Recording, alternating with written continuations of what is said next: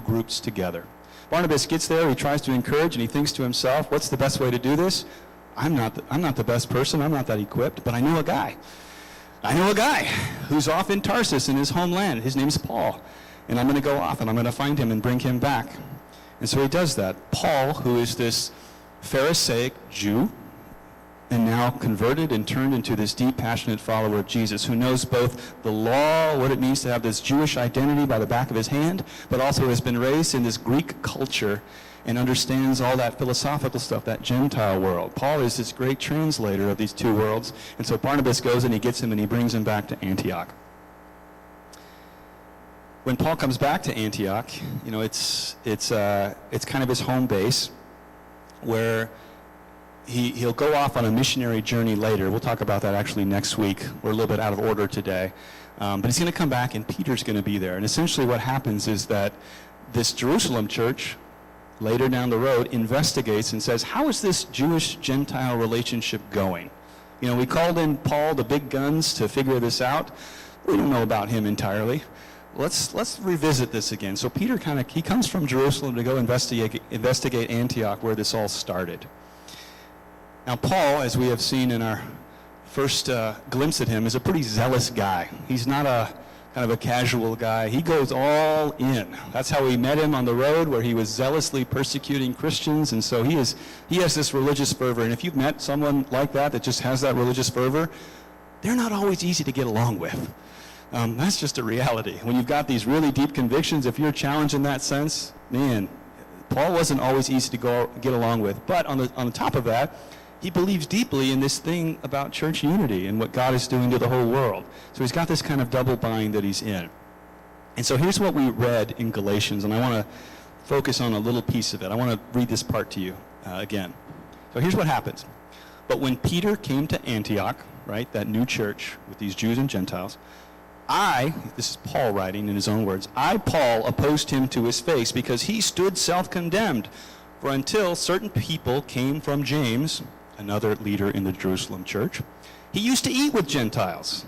But after they came, he drew back, and he kept himself separate for fear of the circumcision faction. And the other Jews joined him in this hypocrisy, so that even Barnabas, right, his right-hand man, Paul and Barnabas goes and joins the Peter faction over here. Even Barnabas was led astray by their hypocrisy.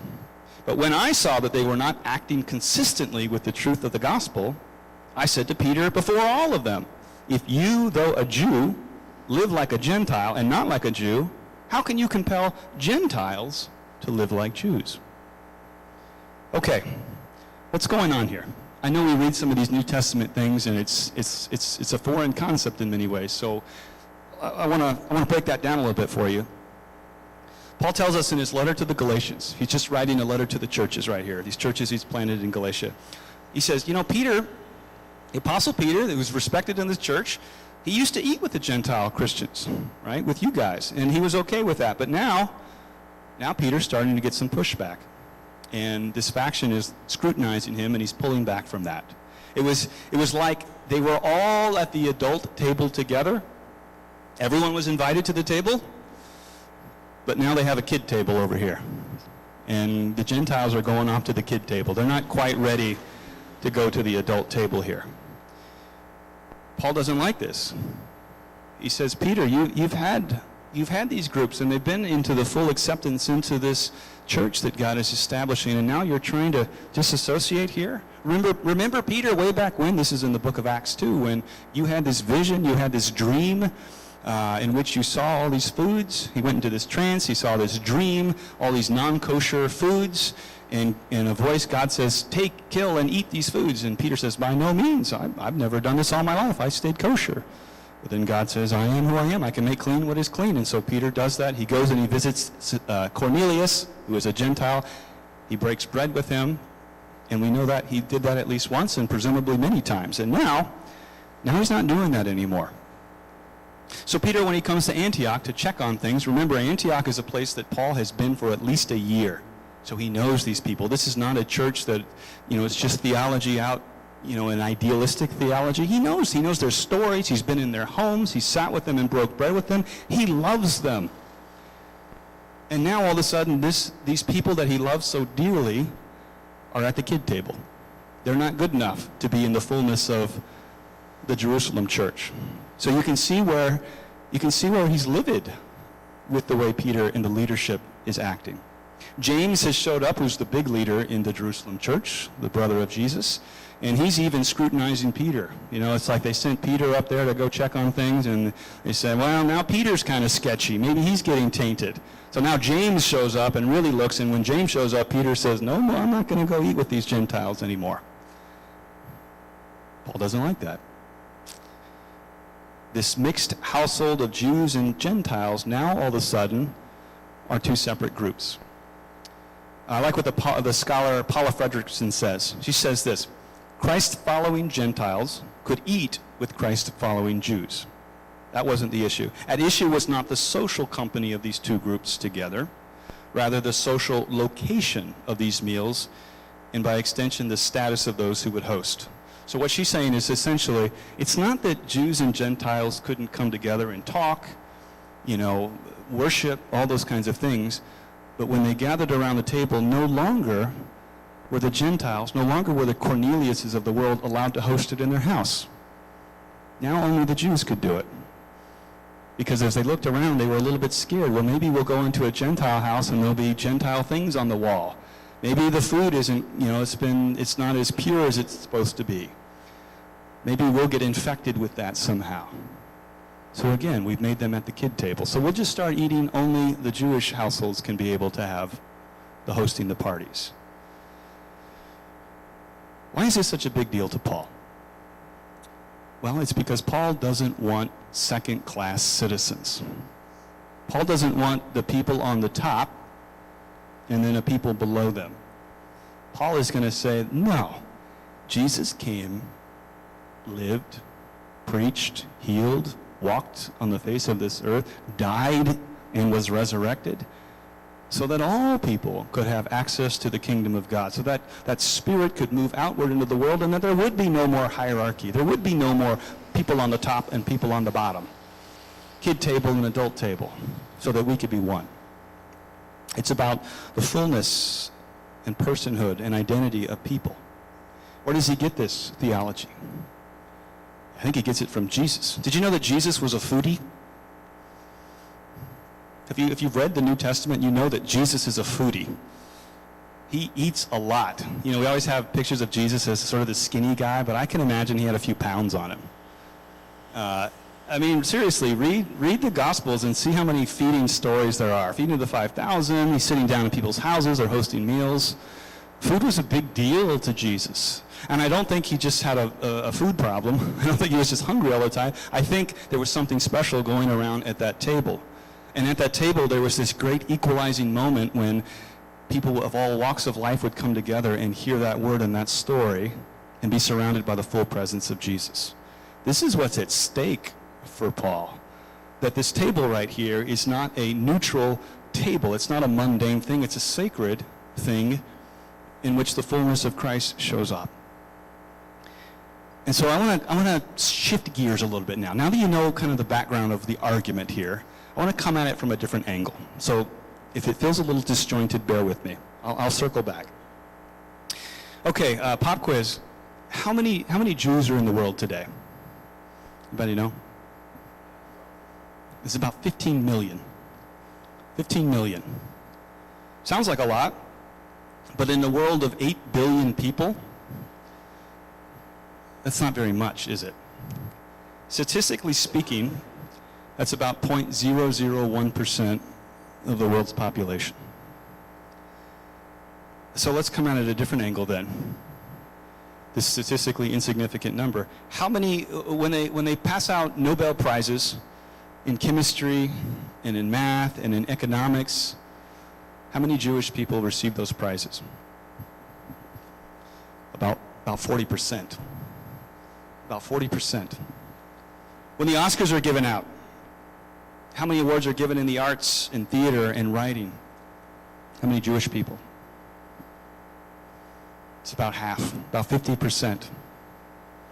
When Pulitzer Prizes are given out, when any major advancement happens, this statistically insignificant group of the world's population is almost always at the cutting edge of some sort of breakthrough, of creativity, of human invention and progress. What is going on here? Even in the 20th century, which was very unkind to Jewish people, the Holocaust and terrible things that happened when they were trying to kill them and snuff them out. Who was the person of the year in the 20th century? You guys know this one. Albert Einstein. Albert Einstein, Jewish. So what's going on here? How can this be? What's this phenomenon about? Researchers have asked this question, and again they come up with the same conclusion. And the conclusion that they come up with is that something in Judaism creates this environment for creativity and progress and innovation and wonder and all of that. So let's explore that a little bit today. What is the highest holy moment in the Jewish faith? Where does it take place? Is it in the synagogue? It's not in the temple. The temple's not around anymore. It's in the home.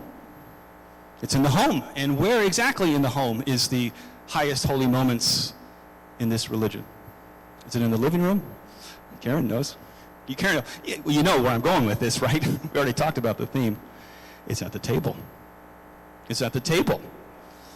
And who presides over this holy table in this holy moment? Is it the rabbi? Is it the priest? It's the elder. It's the elder of the household who presides at this table. And who gets to go to this table? The whole family. The whole family. It doesn't matter, older generation, middle of life, younger generation, kids. They're all at the same table. There is no kids' table in that one day you get to grow up and join the adult table. No. Everyone comes to this table. And then at the table, in front of all the family of all ages, what does the elder do? He tells the story. They tell the story. And that all happens at this storied table in which they're sharing in this holy moment. It's a religious requirement of Judaism that when you come of age, in this bar mitzvah and bat mitzvah, that you're able to read yourself into the story. Not to know the story. Sometimes we do that in confirmation, that somehow we have to know the story, and that's for, not for Judaism. You read yourself into the story. And here's the difference. When you read something about Moses in the Old Testament, and we know that Moses goes to the Pharaoh and says, "Let my people go." You don't just say, that's Moses doing that. Who is doing that? You're doing that. You're the one approaching the Pharaoh, and you're the one finding yourself in that story saying, "Let my people go." That's what happens at the table. You find yourself as you read yourself into that story. You're making God's story your story. Reason number 2, this is what researchers have found, children are expected at the earliest of ages to ask questions, lots of questions. It's encouraged, it's expected, because after all, if you're going to read yourself into the story, you better make sense out of that story. You better have permission to be able to say, why does this matter? Who's this about? Why do we do this kind of thing? We've done this, in fact, in April when we had our Seder meal here, the Passover story. It's read. Jewish people do that every year, the Passover story. They remember, they tell the Haggadah, a story, around a table in their home. And one of the parts in that Seder meal are the questions. And who do the questions come from? From a child. That's what it's from. And the child says, why do we do this? And then they tell the story as food is being shared, as they celebrate this holy meal around the table. And in the midst of this culture-building, inquisitive, community-oriented identity, they find how to read themselves into the story. The third feature of the table is that it's not just about words. Rather, the food tells the story. Remember when I said Jesus is a foodie? The food tells the story. What you eat, how you break the bread. You know, what we do up here, it seems rather ceremonious, but we don't always understand why we do it in that sense. Well, then that's not telling a story. But the food is meant to tell the story. When Jesus says, this is my body, this is my blood, and then passes out bread and wine, when we do that at this table, the food tells the story of what God is doing. The same thing at that Seder meal, right? When the You can come into that room and you can smell the aroma of the story emerging from you as you read yourself into that story. And so that when you taste those bitter herbs and they tell the story of the bitterness of slavery and how harsh and terrible and disgusting it was for centuries that the people had to go and endure this, you taste that bitterness and the food tells the story. When they pass out the charoset, usually a sweet, a mixture of something, it's usually applesauce or something. The charoset is supposed to be, as they're talking about the bricks and the oppression of the people they had to go through, it tells the story of the mortar and the bricks. The food tells the story. I love the Psalm 34 verse 8 that says, taste and see that the Lord is good. Taste and see that the Lord is good. It's a deeply theological statement right there that we often translate it as intellectually, remember that God is good somehow in your life. Maybe say a prayer. I think it means what it says right here. Taste and see that the Lord is good. When you sit down and eat, when that story is told, when your experiences come in, when you see, when you smell, when you taste, when you touch, we focus so much on hearing, which we're doing right now, ironically.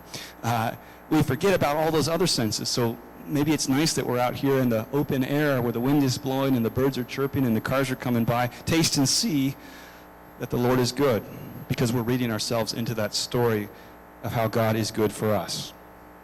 God has a table for us that we'll be invited to, and God has a story for us in which we find our place. We belong to something more than just our fragmented lives.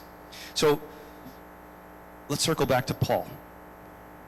Do you see Paul's problem now a little bit clearer about making anyone an outsider to this table? You see why he's not going to he's not going to budge on saying, okay, they can stay over here and they can stay over here. They'll have a little bit lesser status. How are they going to read themselves into the story if they're not a part of the story, if they're lesser part of the story? Paul says, no. God has come for you and you and you. It doesn't matter your background. It doesn't matter your pedigree. It doesn't matter how good you are or even how bad you are. Or if you didn't know anything, if you were ignorant of this. God has a story for you. God has a table for you. God is going to feed you, and God's going to gather us around a community of different people to be fed and grow into that story itself. God is shaping this story even now as this table is being shared. I think when we gather around tables, the point in all this is that it says something about identity. Identity is such a crucial thing. Young people, when they go off into the world, they try to find their identity, right? You go off to college, you go off to work, you graduate. It's one of those critical times in which you're figuring out, who am I? What am I going to be? As Americans, we tend to focus on careers, right? Your identity is going to be this. I'm not sure, that's a piece of our identity, but the main story is around a table. God has a different story. When our young people go off into this world, they're given all these identity-forming parts to them, these cultural identity-forming parts, and the average person is exposed to about 3,000 commercials a day. Let me pause there. 3,000 commercials a day. I'm not talking about watching TV and watching the whole, I'm talking about anytime we're online, anytime we're driving, anytime something pops up, anytime we get a text message, the average person is exposed to about 3,000 commercials a day. And each of those commercials are trying to tell us something about our identity. This is who you are. Whether it's a consumer identity, whether it's a work identity, a civic identity, a cultural identity, we get lost when we're bombarded just by the sheer numbers of that identity marker. How do we even have a chance against those odds? We send our kids out to the lions, to the wolves, being blasted day after day about here's who you are. You're not good enough, you're not pretty enough, you're not strong enough, you're not successful enough, whatever it is, but go this way and you might be. It's not enough. It's never enough. But for those who have been invited to a table and who have been shaped by a more powerful story, all of a sudden that bombardment of those identity markers aren't quite so powerful. All of a sudden we figured out, as we've read ourselves into God's story, that, wait a minute, all those other things that's not who I am. That might be a part of my life. But fundamentally, I belong to God. I belong to God's story, and where God is moving, that's where I find my meaning and purpose in life. And that's where I continue to go in this world. I think the sacramental story at the table in which we say, in the night in which he was betrayed, which we're going to hear later in the service today, Jesus isn't just talking to his disciples long ago. Hello, buddy. Those loud trucks. Jesus isn't just talking to his disciples long ago. He's talking about, he gathered his disciples around a table and he broke bread and he said, this is my body and this is my blood given for you. And but God's great project of all people. Jesus didn't want outsiders. Jesus didn't want people to be gathered at a kid's table or to have no table at all. Jesus says, I will bridge that and invite all people. Look who go back to those stories of who did Jesus celebrate meals with. It's mostly those who were left out. I think this is where Paul gets